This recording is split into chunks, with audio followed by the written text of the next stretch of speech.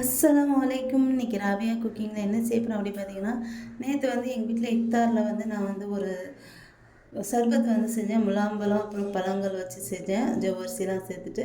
அதுதான் இன்றைக்கி நான் வந்து உங்களுக்கு வந்து போட்டிருக்கேன். அது வந்து ரொம்ப டேஸ்ட்டாக ரொம்பவே நல்லா இருந்துச்சு. நீங்களும் இன்றைக்கி இஃப்தாருக்கு இந்த மாதிரி செஞ்சு பாருங்கள். இப்போ இது எப்படி செய்கிறது அப்படின்னு சொல்லிட்டு பார்க்கலாம். நான் வந்து 1/2 லிட்டர் பால் எடுத்திருக்கேன். எந்த பாலாக இருந்தாலும் சரி, பால் வந்து நல்லா கெட்டியான பாலாக எடுத்துக்கோங்க. நான் வந்து ஆரோக்கிய பால் தான் எடுத்திருக்கேன், பேக்கெட் பால் தான் எடுத்திருக்கேன். இந்த பால் நல்லா கொதிச்சதுக்கப்புறம் இதில் வந்து ஒரு 60 கிராம் நைலான் ஜவ்வரிசி வந்து சேர்த்துக்கோங்க. ஜவ்வரிசி வந்து நல்லா கரைஞ்சிடக்கூடாது. ஒரு 3/4 பதம் ஜவ்வரிசி வந்து வெந்தால் போதும். அப்போ தான் முழுசு முழுசாக நல்லாயிருக்கும் பார்க்குறதுக்கு. அதை வந்து சாப்பிட்றதுக்கும் கரைஞ்சிருச்சுன்னா நல்லா இருக்காது. அது வந்து இப்போ இந்த ஜவ்வரிசியும் பால் வந்து ஜவ்வரிசி வந்து வேகட்டும். அதுக்குள்ளே நம்ம வந்து பழம் வந்து கட் பண்ணிடலாம். நான் ஆல்ரெடி மாதுளம்பழம் வந்து கட் பண்ணி வச்சுட்டேன். இப்போ முலாம்பழம் வந்து ஒரு பழமாக சின்ன பழமாக ஒரு பழம் எடுத்திருக்கேன். இப்போ இந்த பழத்தை வந்து பழத்தில் இருக்க விதையெல்லாம் எடுத்துக்கோங்க. எடுத்துகிட்டு இது வந்து தோல் நீக்கி கட் பண்ணி எடுத்துக்கணும்.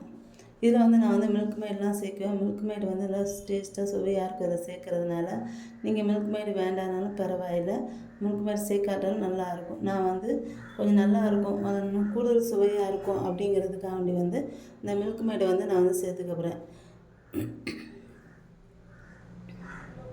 இப்போ 2ல விதையை நீக்கிட்டு இப்போ தோலெல்லாம் எடுத்துகிட்டு கட் பண்ணிவிட்டு மிக்ஸி ஜாரில் சேர்த்து அரைச்சி எடுத்துக்கணும். இதை வந்து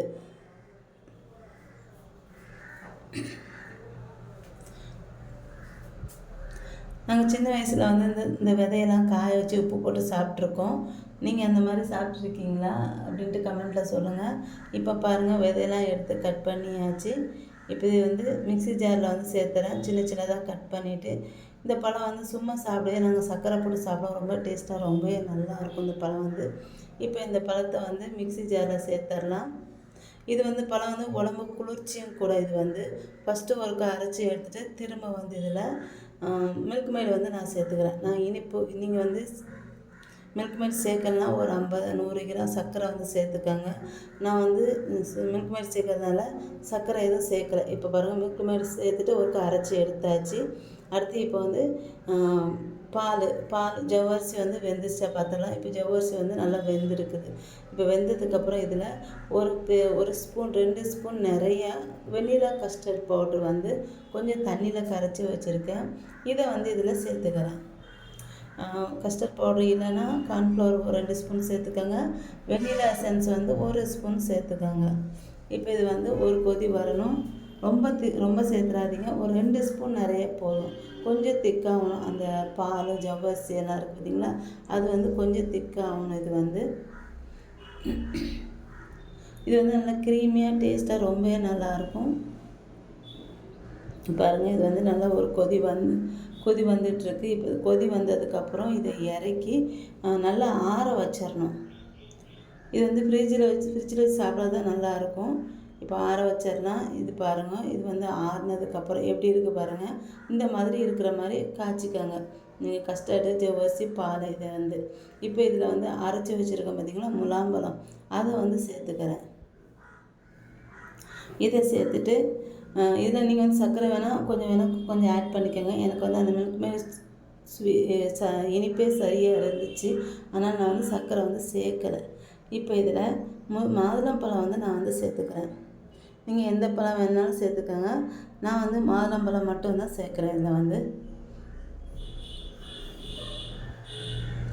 இப்போ இதை வந்து மாதுளம்பழம் எல்லாம் சேர்த்துட்டு மாதுளம்பழம் எவ்வளோ சேர்த்துருக்கேன்னா, பெரிய பழம் மட்டும் ஒரு பழம் மாதுளம்பழம் வந்து நான் வந்து சேர்த்துருக்கேன். இதில் முலாம்பழம் கூட சேர்த்துக்கலாம். அந்த பழத்தை கூட கட் பண்ணி சேர்த்துக்கலாம். நான் அதை வந்து ஜூஸ் போட்டதுனால நான் அதை வந்து சேர்க்கலை. அது வந்து இதில் எல்லா பழ வகைகளும் சேர்த்துக்கலாம். இது கஸ்டர்ட் மாதிரி தான். ஆனால் இதுக்கு டேஸ்ட்டு வேறு மாதிரி ரொம்ப சூப்பராக இருக்கும். கஸ்டர்டுக்கும் இதுக்கு வித்தியாசம் இருக்குது. இப்போ இதை வந்து நான் வந்து ஃப்ரிட்ஜில் வந்து வச்சிடுறேன். இப்போ அது வந்து நல்லா ஃப்ரிட்ஜில் வச்சு சாப்பிட்றதுக்கு தான் இது ரொம்ப நல்லாயிருக்கும். இதை இப்போ ஃப்ரிட்ஜில் வச்சிடலாம். இப்போ ஃப்ரிட்ஜிலேருந்து எடுத்துகிட்டு இது பாருங்கள், இது வந்து ரொம்ப சூப்பராக இருக்கும். இது வந்து நான் வந்து நேற்று வந்து செஞ்சதுனால எங்கள் வீட்டில் எல்லாருமே நல்லா இருக்குன்னு சொன்னாங்க. கண்டிப்பாக நீங்களும் உங்கள் வீட்டில் செஞ்சு பார்த்துட்டு